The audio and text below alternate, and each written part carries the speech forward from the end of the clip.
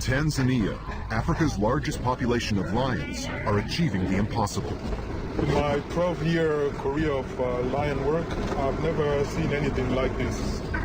These consummate killers normally take down wildebeests and zebras with ease. But here, they've broken the rules and developed a ferocious appetite for an unlikely prey. They're being hammered left, right, and center. They're taking on the giants, risking death to attack colossal giraffes, 6 times their own size. Giraffes have been known to kill lions when they're defending themselves. So how are they doing it? Have they become specialist killers? They are proficient hunters of giraffe, or experts in giraffe hunting. And what does the future hold for one of nature's giants? There's certainly a concern about becoming more endangered or even going extinct. Selous, Tanzania. One of Africa's wildest and largest game reserves. Stretching over 20,000 square miles, it's a labyrinth of sandy riverbeds, channeling through vast unexplored woodlands, cut in two by the mighty Rufiji River. This great wilderness is a thriving habitat for some of Africa's most iconic animals, and home to Africa's largest population of lions, all 7,000 of them. Here, these apex predators reign supreme and take their rightful place as king of the kill. Lions are amazing animals. They're the largest cats, at least in Africa. They're incredibly powerful. I mean, if you watch a lion, you'll see that they have incredible muscle mass. They have these strong upper bodies, and that's why they're really successful. They occupy a niche that's unavailable to other predators in Africa. The average male lion stands at around 4 feet tall and can reach over 7 feet in length. This muscular killing machine weighs in at around 500 pounds and is armed with razor-sharp claws and teeth. Their bite pressure alone is almost 700 pounds per square inch. Lions hunt around every 3 to 4 days. To maximize their success, they normally choose animals close to their own size. There are various factors that I think come together to make the ideal prey for lions. So 1, you want something with a lot of meat on it. 2, you want something about the right size for a lion to bring down. And 3, you want something that's readily available. Lions usually hunt wildebeests, antelopes, and zebras because they can leap on their backs and overpower them with their brute strength, easily reaching the throat to suffocate them. But lions are opportunistic hunters and occasionally will attack slightly larger prey. Every now and then, usually quite rarely, and usually specific prides, will concentrate on larger game like buffalo. But bringing down buffalo takes more energy, and the sheer size of the prey carries a lot more risk. So anything larger and stronger than a buffalo is usually off limits.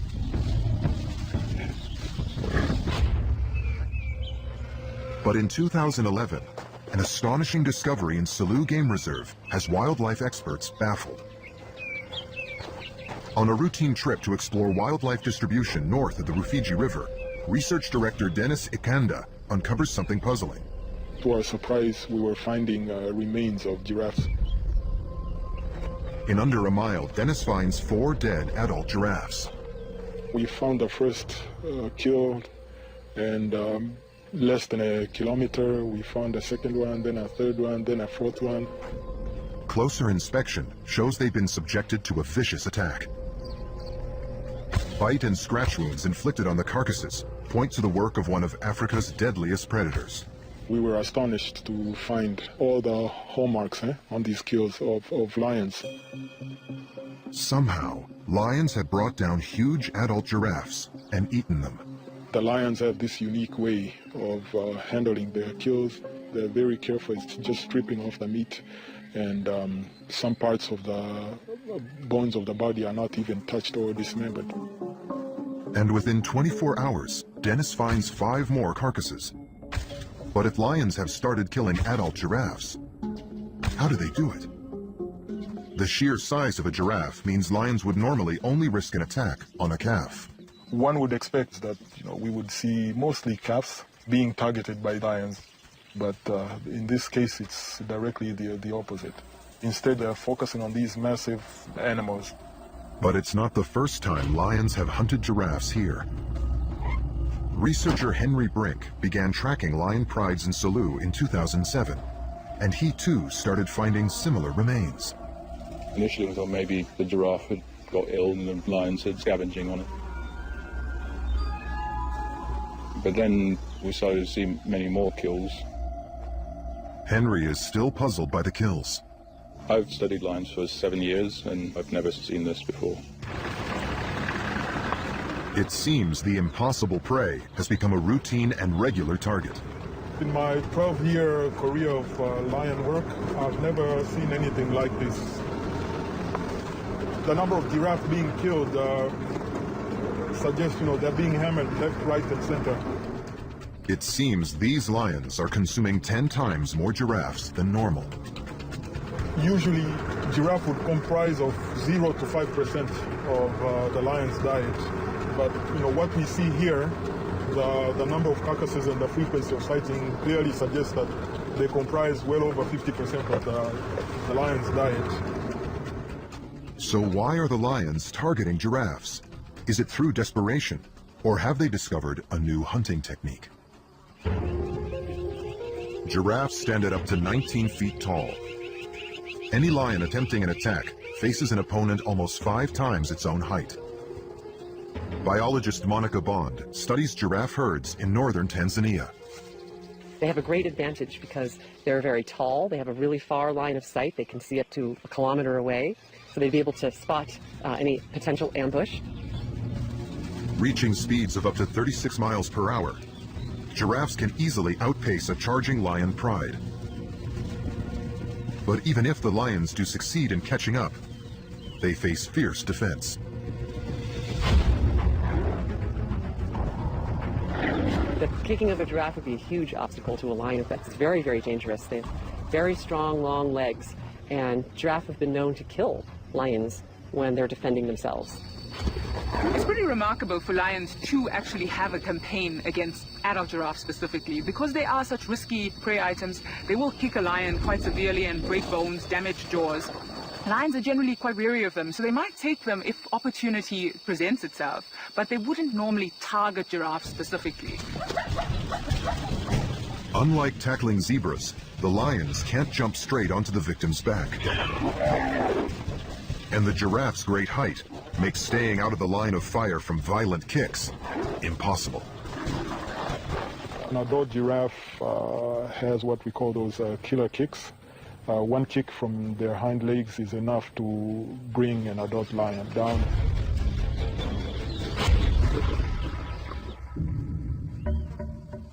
And the mystery deepens. With the risk of death or injury so high, surely there should be lions wounded or even dead along with the giraffe carcasses. But none have been found. We're not seeing any injuries or mortality down to giraffe, which seems to suggest that they are proficient hunters of giraffe, or experts in giraffe hunting. And here in Selous, there's something else that doesn't add up. To take down large prey, lions usually rely on the strength of a large and well-coordinated pride. But Henry's research shows that here, prides are only made up of around 8 lions. It is quite interesting that, in contrast to, let's say, other areas of Africa where large prides go for large prey, here in Selous you have relatively small prides taking down giraffe. When you have smaller prides, of course, larger prides it would be easier to pull down larger prey sizes. But when it comes to small prides, it's a lot more taxing for them to actually pull down larger prey. With more and more adult giraffes being discovered dead, investigators don't yet know what effect this might have on Selous's vital giraffe population. Dennis puts together a team of local experts and returns to the reserve in 2012, determined to solve the mystery. While there are no eyewitnesses to these kills, there are plenty of new carcasses, and to the trained eye, they hold vital clues. In the course of bringing it down, one individual, if not two, jumped on the back, and these scratch wounds were inflicted from up coming down. You can see some serious scratch wounds here and some major bite wounds here. And it's bitten from this angle here and suffocated until it dies. Although this carcass has been ripped apart, There are clues to how many lions it took to kill it. What I gather from this sighting here is that there probably were not more than maybe 4 lions, and this might have happened in between their normal meal times.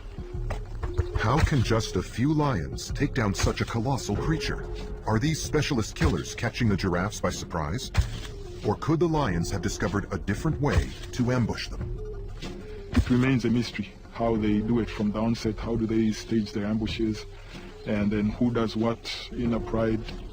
How do they manage to prey at such levels on giraffe? It's thought Africa's giraffe population has been cut in half in just a decade. With so many giraffes being slaughtered here, Dennis needs answers, and fast.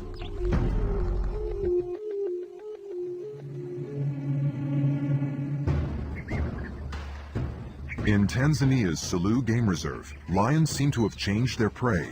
Instead of going after zebras and wildebeests, they are taking on the giants, giraffes. Lions hunt around every 3 to 4 days, and in this vast land, hunts usually go unseen. So nobody knows how they are bringing down this formidable opponent. Big cat cameraman Warren Samuels has joined the team, hoping to film a hunt for the first time, but it won't be easy. The wildlife here is extremely shy and flighty, and lions and giraffe, they're not used to people as they are in other protected areas. Selous is tangled with thick woodlands and dry riverbeds. With no roads or settlements, it remains largely untouched by man. So the wildlife here is even harder to get close to.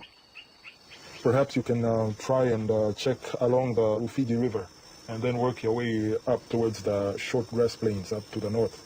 It's going to be a tough job for you as well, but good luck. Yes, well, I'm looking forward to the challenge. Warren hopes to track and follow the lion prides, but he'll need skill and luck to capture their unique behavior on camera. I've been filming lions in East Africa now for the last 18 years. I've never actually seen lions take down a fully grown giraffe, but hopefully, with a lot of luck, we may get it. Lions are the largest of Africa's big cats, and they're successful predators partly because they play to their strengths and kill their prey fast. Danny Govender is an expert on these killers. Lions predominantly rely on running down animals, but because of their bulk, it comes at a disadvantage. They can't run for long. So usually a lion will resort to sort of stalking, so using cover as much as possible until they're within that zone of about 30 meters where they can run up to the prey, overpower them quickly, and kill them without causing too much damage on the lion itself. A successful pride must set up its territory where they can ambush plenty of small game. So has something changed in Selous? Is there less prey? Is that why lions are now turning to giraffes? It doesn't look likely. With the powerful Rufiji River flowing all year round, there's a permanent water source. So even animals that normally migrate to find water have no need to leave Selous. Here in the Selous, the situation is quite different because of the permanent water source where animals spend almost the entire year in the same locations. There's not much difference in terms of prey selection between the wet and dry season cycles. This means smaller game animals thrive here. Within this Selous system, there's a lot of wildebeest, there's a lot of buffalo, there's a lot of zebra. So why have they also gone after giraffe? To find answers, Dennis has almost 1,800 square miles of inhospitable land to cover, with few dirt tracks. But he wants to document all the giraffes he finds, dead or alive. We're here counting the number of giraffe groups throughout this game reserve. We've divided it into 3 to 5 different transects, so we're moving along each of these sampling transects and recording the number of herds that we come across and their age and sex structures. At the same time, we're recording the number of giraffe carcasses that we come across, and should we come across any lion group along the transect, we also record them. There's a lot of giraffe herds for Dennis to record. This part of Selous is a stronghold for giraffes, with over 3,000 in the reserve attracted here by the acacia woodlands. It has one of the densest giraffe populations in Tanzania. We've seen a herd which has over 40 individuals, so there's a large concentration of giraffe in this area. Giraffes graze continuously. Incredibly, they survive on as little as just 30 minutes of sleep a day, napping in short bursts and often sleeping standing up. Dennis hopes that by watching their routine, it might help him find clues to how the lions are hunting. During the day, they walk down towards the riverine habitat where there's water and a bit of browse. And during the night, they move into more open habitat where they can be much more vigilant. Staying in open areas at night gives them a clearer view of potential predators and an easier escape route. But as he begins to map out the kill sites, Dennis's first discoveries are intriguing. Many are located in similar places to the 2011 kills, and they're in places that giraffes inhabit during the day. In Africa, lions are normally nighttime hunters, but these findings suggest they're executing their attacks in broad daylight.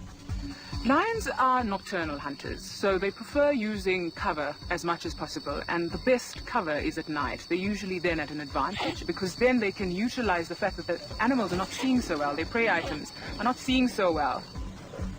But being such adaptable predators, lions can break their own rules to fit their location. Lions use the environment to the best of their ability, so they really do rely on cover as much as possible. And it makes it more difficult for them in open areas, because in open areas they're so visible.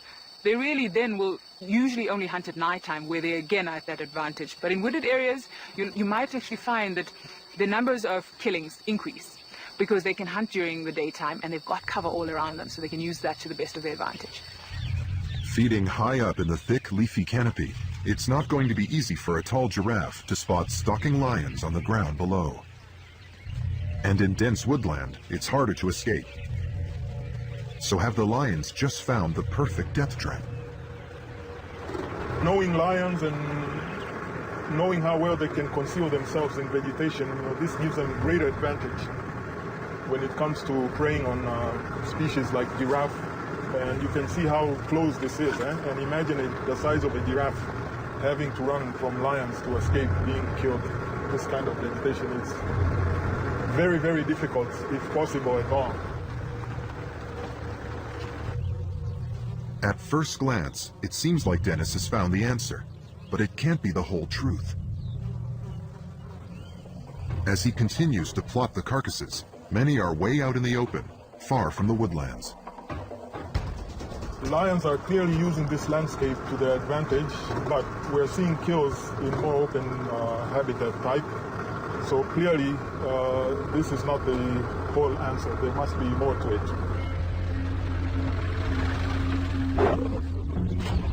Normally, lions don't attack adult giraffes because of their deadly defense methods and killer kicks. This unique footage filmed in South Africa shows just how dangerous an attack can be. But in Selous Game Reserve, adult giraffe carcasses litter the landscape, and no one knows why or how lions are toppling such massive animals. After 3 days, wildlife cameraman Warren hasn't filmed any hunting lions, but he has found more giraffe remains. Dennis, coming forward. Come in, Warren. We found a giraffe carcass, which we think these lions have killed. We picked up tracks around the carcass in the sand there, so it's definitely lions that have killed this animal. We'll just keep on searching for those lions, and maybe we'll get something. Good luck, eh? Thanks very much, Bruno. Dennis adds that carcass to the list, and after days of surveying, he's beginning to see surprising results. What's becoming clear is the kills are clustered together, and it's here that Henry Brink's local expertise provides some vital insights. Having seen where the clusters are, he knows only 3 lion prides hunt in this area. And crucially, they do come into contact with each other. In an 800 square kilometer area, we follow 13 prides. Of those 13 prides, 3 of them are the ones that are bringing down giraffe. Those 3 prides are neighboring prides. So there are two things that could be at play. Number one, they share a similar kind of habitat. Number two is that there's interchange between the prides.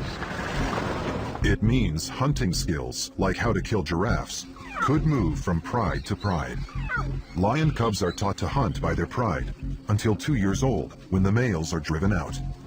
Some males move to neighboring prides and fight to become the dominant leader, but others form a roaming gang that can eventually take over one or even several prides. Out in the reserve, Dennis has discovered a gang. What we have here is a group of what appears to be the resident males who are in charge of 2 or 3 lion prides that occupy this area. There's 2 giraffe carcasses close by. It's highly likely these lions are giraffe killers. I mean, you can see how massive they are. And my only guess is, yeah, these guys are real giraffe killers. So I can almost bet you 50-50 that, you know, giraffe is likely to be their preference over the next day or so. Dennis reports their position to Warren, hoping he can film the hunt. 3 male lions, apparently in their prime, looking very lean and hungry. So Dennis thinks there's a very strong possibility that they're going to hunt. And hopefully we can get them hunting giraffe. So while Warren tracks the gang, Dennis focuses on another question. It looks like there are 3 prides specializing in catching giraffes, and they are potentially passing on this knowledge to each other. But how are they killing them? Have they created a new hunting technique? Or have the giraffes in Selous become somehow more vulnerable to attack? Predators are primed to detect weakness, and these giraffes could be sick. Lions are very clever animals, and they will take very quick notice of any abnormalities in their prey species, and so this could have a very significant effect on the lion's choice of giraffe as prey. Over 350 miles away in Tarangire National Park, researchers Monica Bond and Derek Lee are studying a menacing condition that's been creeping through giraffe herds. She has giraffe skin disease on the front leg. Yep. A mild to moderate case. Giraffe skin disease begins as scaly skin patches around the knees of giraffe. It gradually affects the immune system and their mobility. The sores can be from something very small, like a few centimeters, up to the entire back of the leg, and the skin looks like it's sloughing off. And then it looks like it's kind of an itchy, irritating disease. They'll often scratch their legs on the bushes, and sometimes they seem sort of reluctant to walk. The disease is rife in Tarangire.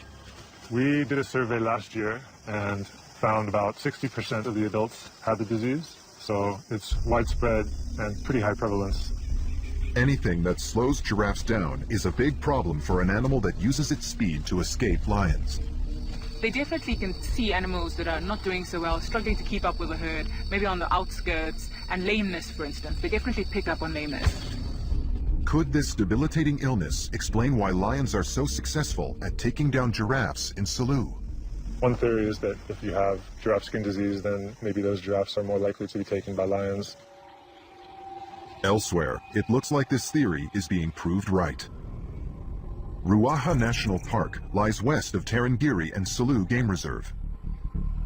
Skin disease was first discovered here in 2000, and now 80% of the giraffes are infected. Giraffe kills in the park are uncommon, but tourists recently managed to capture this very rare and shocking footage of an actual kill.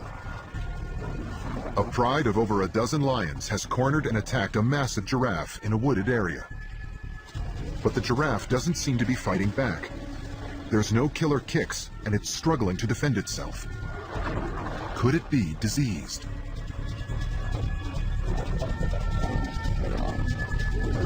Eventually, one large lion manages to topple the enormous creature.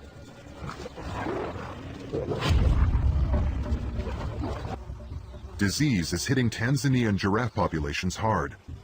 Could this be the key to solving the mystery? Dennis needs to investigate whether skin disease has spread to the reserve and is weakening the giraffes.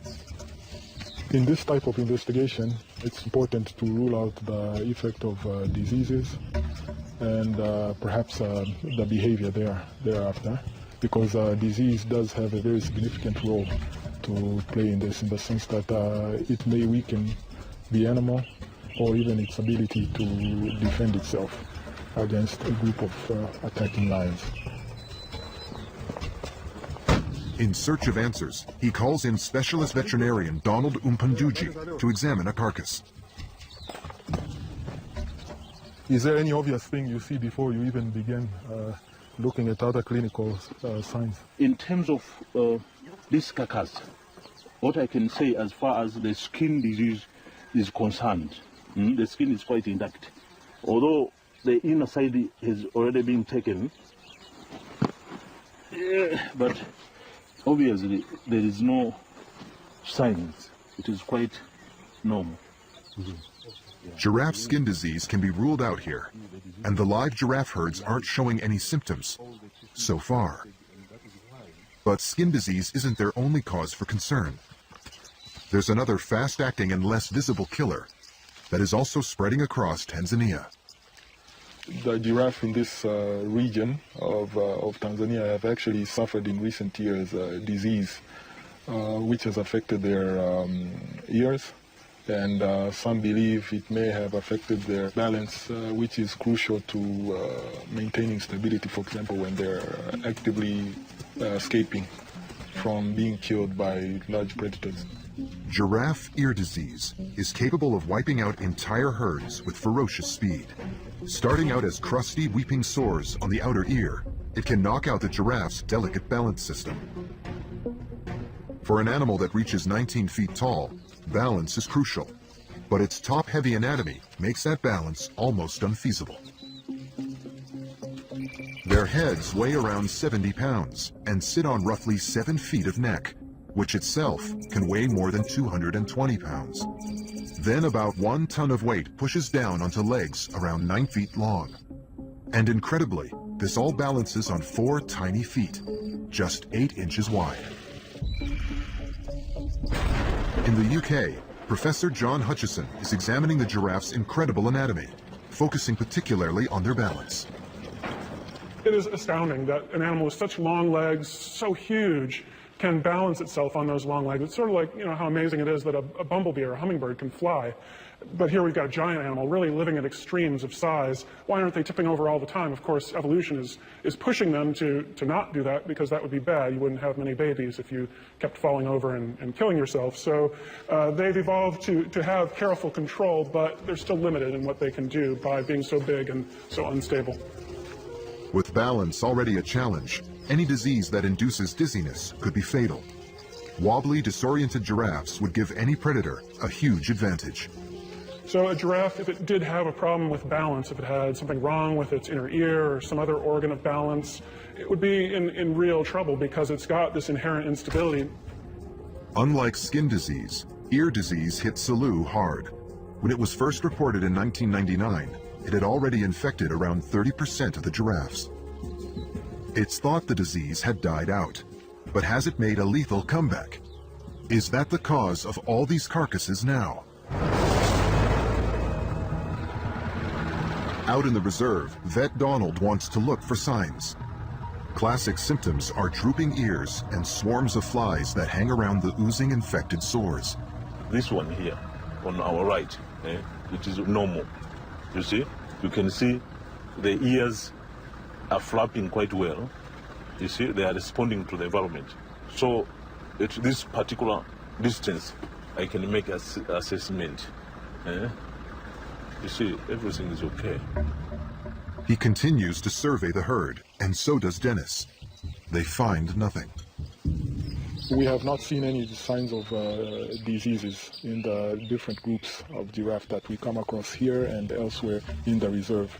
It's great news for the giraffes, but it seems like a dead end for the investigation. Then, in the reserve, cameraman Warren Samuels has managed to capture a tantalizing moment. He's filmed a lion sizing up a giraffe, but not quite the way he'd hoped. This is the closest I got to filming lions hunting giraffe. And this is one of the adult females lying out here, and as you can see the herd of giraffe in the background. So I managed to get both in the shot. She was showing some interest in the giraffe, but they had clearly seen her, and she knew that, which is why she wasn't attempting to stalk. But I got quite excited. I thought, this is it. This might just happen. It may all kick off, but unfortunately the giraffe had already seen her. This has probably been the biggest challenge I've ever had to face when it comes to filming lions. I think it just highlights the fact that trying to operate here in the Selous is really, really difficult. The terrain here has defeated Warren, but for Dennis, it seems to have provided the answer to the lion hunting mystery. After a week of surveying, he has the results back from the kill sites. From the look of it, we clearly see there's a pattern where attacks have mostly concentrated. Up to now, the giraffe kills appeared to be in random clusters, but with more information, it seems there's nothing random about these sites. He's closing in on the answer to this mystery, one that combines the cunning of the lions, the peculiar anatomy of the giraffes, and a unique landscape, all to make the impossible possible. So what is happening in Selous Game Reserve? Why have the lions switched from hunting wildebeests and zebras to targeting colossal adult giraffes? After an extensive investigation, Dennis's research team has finally uncovered an answer that is both complex and incredibly simple. They've recorded the location of every giraffe kill on the reserve. Added to the carcasses he found in 2011, the new positions have revealed a definitive pattern. They're spread over an area of just 25 miles and in two distinctive landscapes: wooded slopes and on dry riverbeds. The patterns that we see is that most giraffe kills cluster in this particular habitat type, and looking around you see there's lots of sand, there's a lot of brush, and all this clearly shows that the nature and topography of the habitat around here clearly has a part to play. This suggests the lions have discovered at least two perfect recipes for a giraffe ambush. The first is on a riverbed. Adult giraffes can weigh in at a massive 1.7 tons and are designed to run on hard, compact ground, not the soft, sandy riverbeds of the Selous. The giraffe cope quite poorly in this sandy terrain. They're highly disadvantaged because of their weight, whereas lions, which are like 6 times lighter than the giraffe, have a much better advantage of running through this. And it looks like this is how the lions do it. To get between their feeding sites, giraffes walk along the firm riverbanks or cut across the riverbeds themselves. The lions lie in wait to ambush from the scrub, chasing the giraffes through the sand and running them down. Any giraffe trying to escape here would sink fast, never building up enough speed to outpace a lion attack. You can see that the lions are taking advantage of this sandy soil. It's very difficult as it is, even for us. When you're walking, your feet are sinking in, and you don't really have that balance you need to fight off a group of lions that are busy trying to attack you. And as with many of other kills that we see, this sandy location happens to be where the giraffe finally gives up its struggle against these lions. But sandy riverbeds aren't the only location the lions are cashing in on. Selous is a haven for giraffes because it's rich in their favorite food, acacia trees. But though the food is good for them, the hilly geography definitely isn't.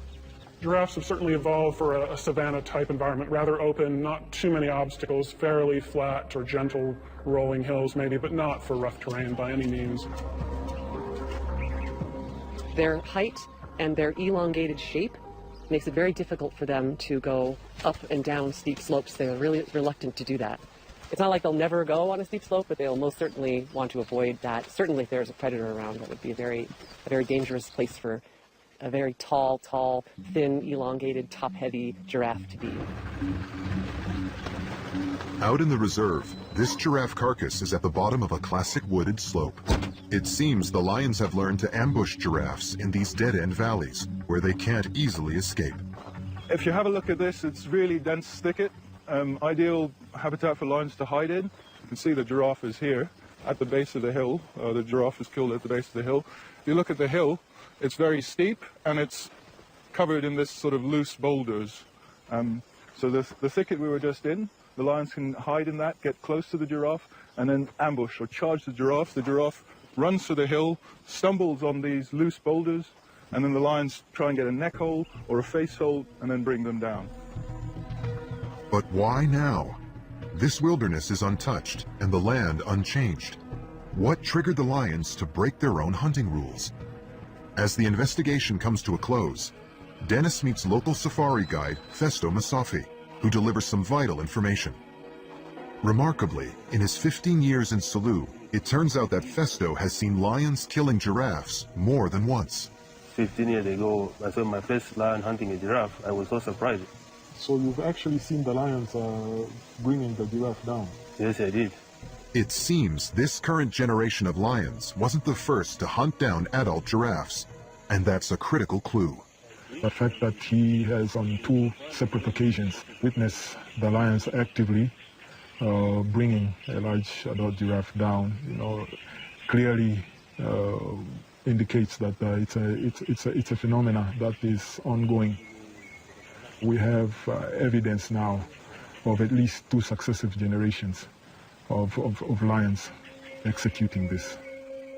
Perhaps what's most significant about Festo's first sighting is that it was 15 years ago when Selous' giraffe ear disease epidemic was at its peak. Did the strong, adaptable predators see a weakness they could exploit? Was it the giraffe was stumbling around and looking very weak, and then the lion realized, okay, this animal can be killed quite easily? Or was it the giraffe stumbling on really loose rock and then falling over and the lion being nearby and suddenly going for it? And then this behavior carried on and is carrying on. It's likely the first generation of lions learned to kill giraffes when they were weakened by disease. Then over time, passed on this knowledge and taste for giraffes to their young. This could make the current generation of lions so skillful that they can even overcome healthy adult giraffes. Right now, there are only 3 lion prides specializing in giraffe kills. But could these skills spread? The ability to learn is amazing, and they do teach each other. So if a lion physically observes another pride taking down a giraffe, they can actually learn these behaviors, but it needs to usually be seen, observed, and then taught to the rest. With such a strong giraffe population in Selous, it's not enough to put them under threat. But lions aren't the only danger giraffe herds face. Across Africa, many are struggling to survive in a rapidly changing land. And while lions are more adaptable, it seems giraffes aren't. It's difficult to know what the future of the giraffe will be. Predictions can be really, really tricky, but these are big animals. They evolve slowly, and changes are happening in their environment really, really quickly, so they're at risk. There's certainly a concern about becoming more endangered or even going extinct if the pace of change was too quick for them. The long-term future for Africa's giraffe populations may be unsteady, but here, for the mighty and resourceful lions, it's looking stronger than ever. The lion's a hugely adaptable creature. It thrives in a whole range of different habitats, and learning to hunt different prey species is something that it has done in the past, and I'm sure it'll